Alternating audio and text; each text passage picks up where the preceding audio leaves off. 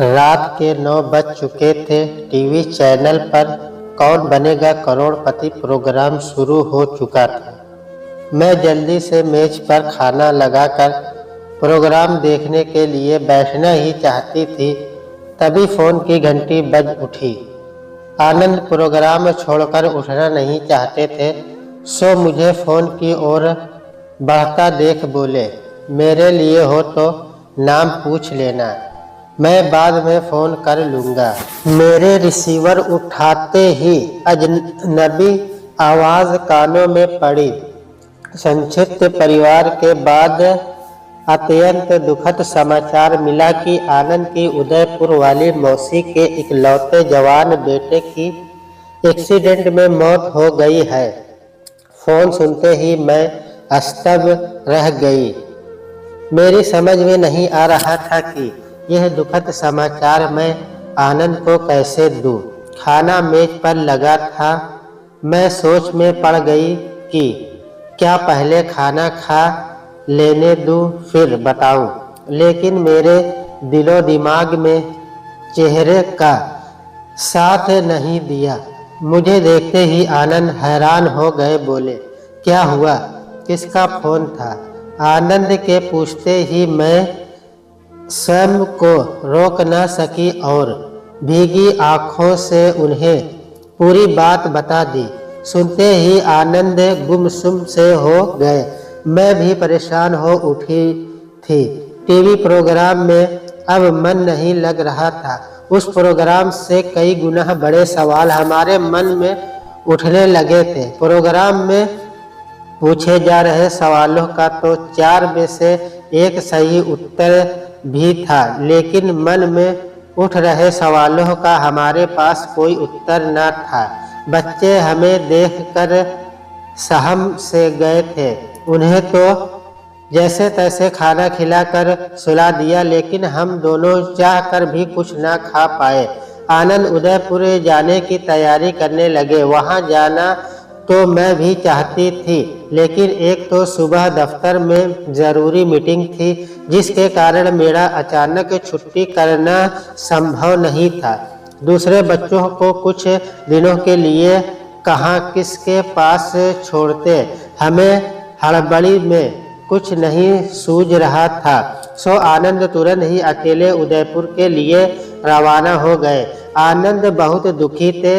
यह स्वाभाविक भी था, क्योंकि मौसी से आनंद का विशेष स्नेह है। बचपन में आनंद अपनी ही छुट्टियां मौसी के यहाँ ही बिताना पसंद करते थे। माँ की मृत्यु के बाद तो मौसी ने माँ की ही जगह ले ली थी। मौसी के बेटे शिव और आनंद में उम्र का भी कोई ज्यादा फर्क नहीं था। शिव आनंद का मौसेरा भाई, कम दोस्त ज्यादा था। मौसी शादी के 10 साल बाद ही विधवा हो गई थी। बहुत मेहनत से उन्होंने अपने इकलौते बेटे शिव की परवरिश की, उसे पैरों पर खड़ा किया था। शिव भी सक्षम कुमार से कम न था। शादी के लिए बरसों इनकार करता रहा। माँ की कठिन तपस्या के बदले वह माँ की आजीवन सेवा करना चाहता था।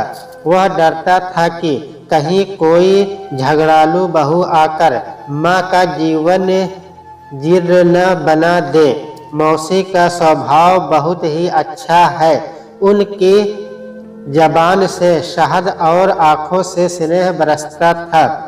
मौसी के जीवन का एक ही अरमान था कि बेटे के सिर पर सेहरा देखे और बहू घर लाए, लेकिन शिव था कि अपनी ही जिद पर अड़ा था। मौसी के बहुत कहने पर, हम सब के बहुत समझाने पर शिव ने शादी के लिए हामी भरी थी।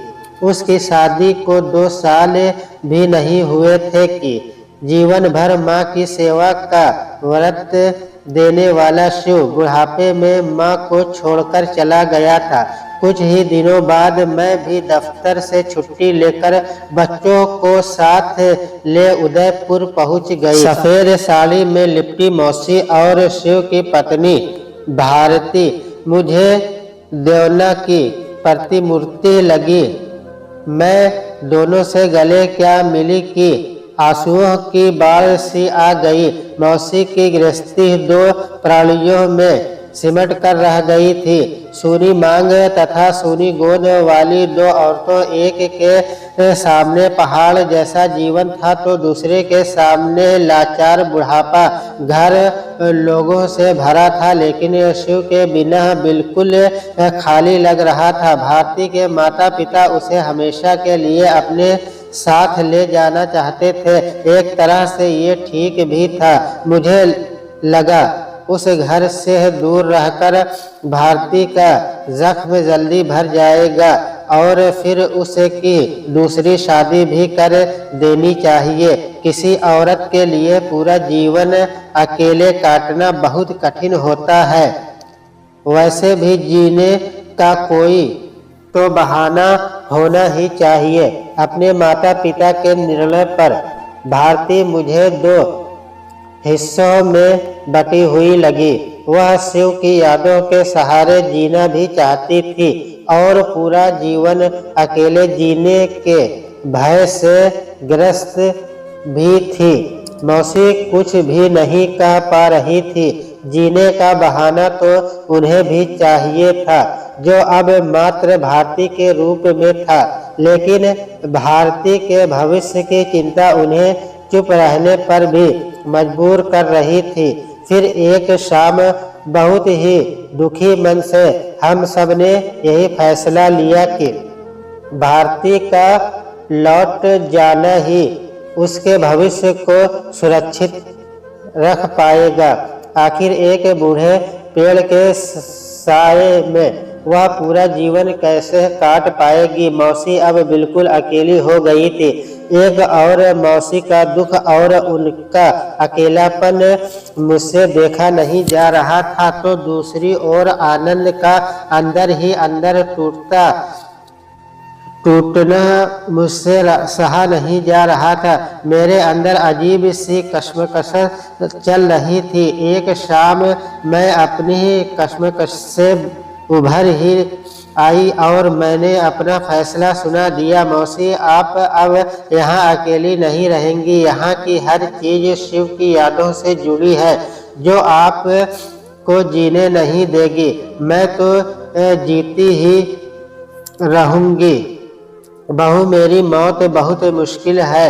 भारी जवानी में पति छोड़कर चले गए, मैं जीती रही। अब बुढ़ापे में बेटा छोड़ गया है तो भी, कहते हुए वह फूट फूट कर रोने लगी। मैं भी स्वयं को रोक न सकी। बहुत देर तक कमरे में सन्नाटा छाया रहा। आपको जीना है और हमारे लिए जीना है, कहते हुए मैंने खामोशी तोड़ी।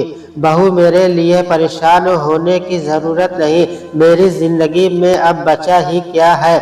मौसी जी, आप हमारे साथ चलेंगी, हमें आपकी जरूरत है, कहते हुए मैं मौसी के गले लग गई। मेरी बात सुनकर आनंद ने राहत की सांस ली थी।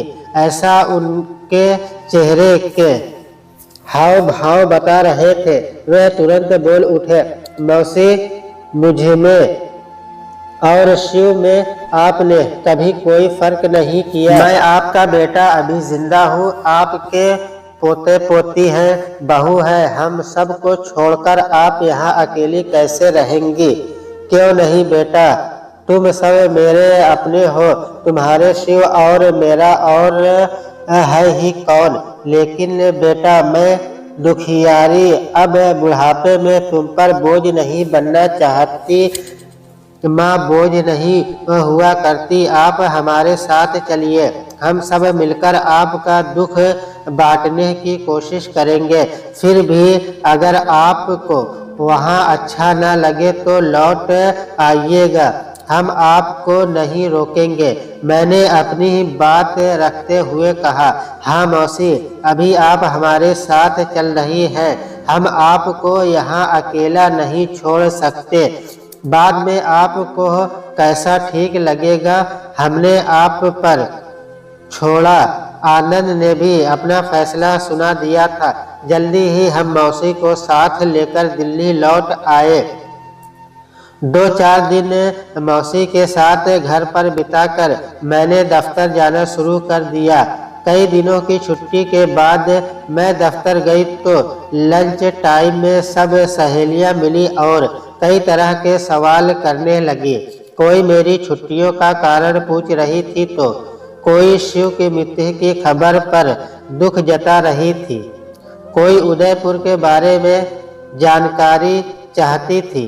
तभी बातों बातों में मैंने बताया कि मैं मौसी को साथ ले आई हूँ, अब वे हमारे साथ ही रहेंगे। मेरी बात सुनते ही सीमा बोली, दीपा गई तुम भी काम से, हो गया शुरू रोज का कलह तानों उल्हानों का सिलसिला। मौसी ऐसी नहीं है, वे स्वभाव की बहुत अच्छी है। मैंने तुरंत उत्तर दिया, कैसी भी हो है तो सास ही, देख लेना एक दिन तेरा सास लेना दूभर कर देगी। रश्मि ने हाथ नचाते हुए कहा। तभी सुषमा बहुत ही अपनेपन से बोली, तुझे बैठे बिठाए क्या पड़ी थी जो एक मुसीबत गले डाल ली। अच्छी भली गृहस्थी चल रही थी, ले आई मौसी को साथ। अरे ऐसा फैसला लेने से पहले तुझे हमारी याद नहीं आई, जो वर्षों से सास के जुल्मों को सह रही हूँ। तू तो फिर भी खुशहाल है जो तेरी सास नहीं है। मुझे क्या शौक रचाया था जो मौसी सास को घर ले आई।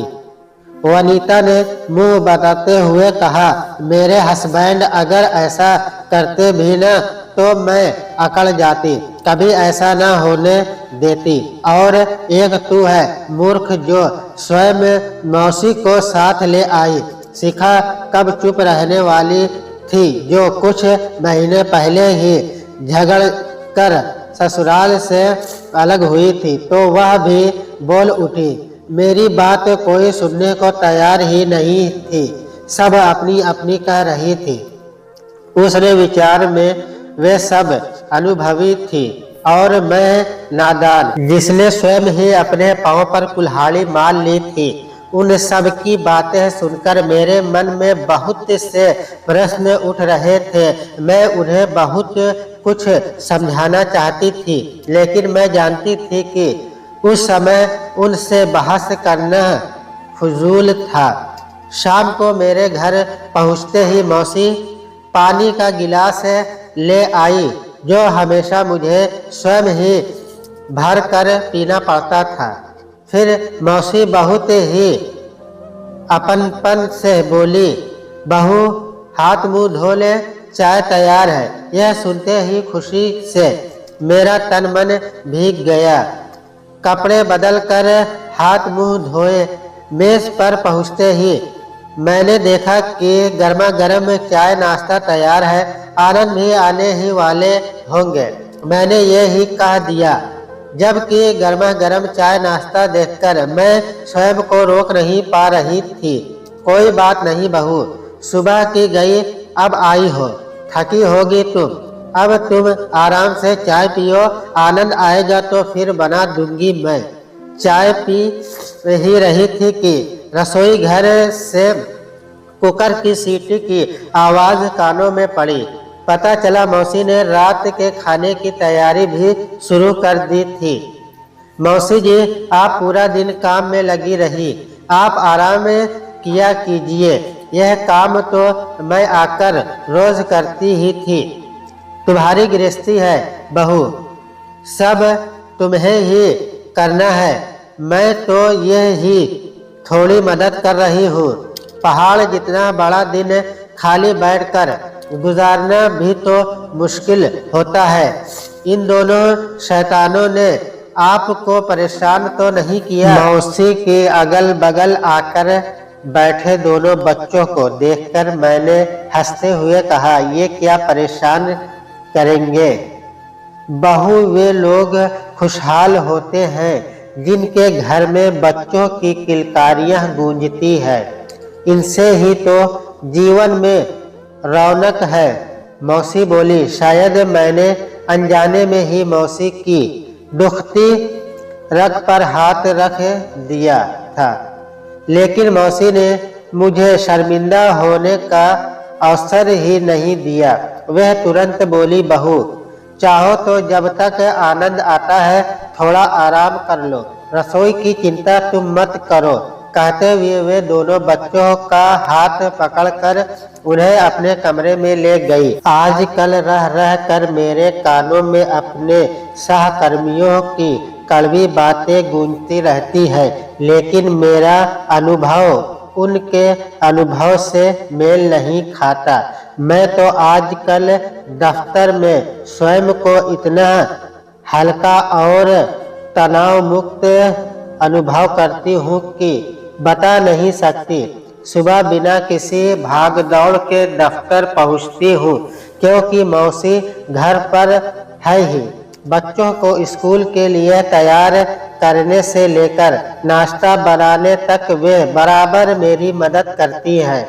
अब बच्चों के लिए दोपहर का खाना बनाने की भी ज़रूरत नहीं रही, क्योंकि मौसी उन्हें गर्मा गर्म खाना खिलाती है। अब न बच्चों का सामान क्रेच में लेकर आना पड़ता है और न ही शाम को दफ्तर के बाद उन्हें वहां से लाने की चिंता है। बच्चे दिन भर अपने घर में सुरक्षित हाथों में रहते हैं। मुझे तो मौसी को घर लाने के अपने फैसले में कहीं कोई गलती नजर नहीं आ रही। शाम को जब घर पहुंचती हूँ तो घर का दरवाज़ा खुला मिलता है। मुस्कुराते और खिलखिलाते बच्चे मिलते हैं, जो दिन भर क्रेच के बंधन में नहीं, अपने घर में उन्मुक्त वातावरण में रहते हैं। दोनों बच्चे दोपहर में थोड़ा आराम करने के बाद अपना अपना होमवर्क भी कर लेते हैं। मौसी को देखकर मुझे लगता है वे ऐसा घना पेड़ है जिसके साथ में हम जिंदगी की तेज धूप से बच सकते हैं। हम सबकी भी पूरी कोशिश रहती है कि मौसी अपने गम को भूल रहे। एक शाम मैं दफ्तर से आई तो तबीयत कुछ ठीक नहीं लग रही थी। देखते ही देखते मुझे तेज बुखार हो गया। मौसी तो परेशान हो उठी। आनंद अभी दफ्तर से नहीं लौटे थे। मौसी ने तुरंत मुझे दूध के साथ बुखार उतारने की गोली दी और पानी की पट्टियां रखनी शुरू कर दी। आनंद को आते ही डॉक्टर के पास भेज दिया। जब तक मेरा बुखार नहीं उतरा वे मेरे पास से नहीं उठी। मौसी का ऐसा स्नेह देखकर मैं स्वयं को रोक नहीं सकी। मेरी आंखें भीग गई। मौसी के हाथ अपने हाथों में लेकर मैंने पूछा, आप आनंद की मौसी है या मेरी माँ? चल पगली, मैं आनंद की मौसी बाद में हूँ, पहले तेरी माँ हूँ। बहू क्या बेटी नहीं होती, सास क्या माँ नहीं होती। मौसी की जबान से सदा की शांति शहद और आंखों से स्नेह बरस रहा था। माँ ही तो होती है कहते हुए मैं मौसी से लिपट गई। उन पल मुझे मौसी से वैसी ही बंध आ रही थी जो बचपन में अपनी माँ के गले लग कर महसूस कर रही थी। यह यकीन ममता प्यार की ही गंध थी जिसे मैं वर्षों बाद अनुभव कर रही थी।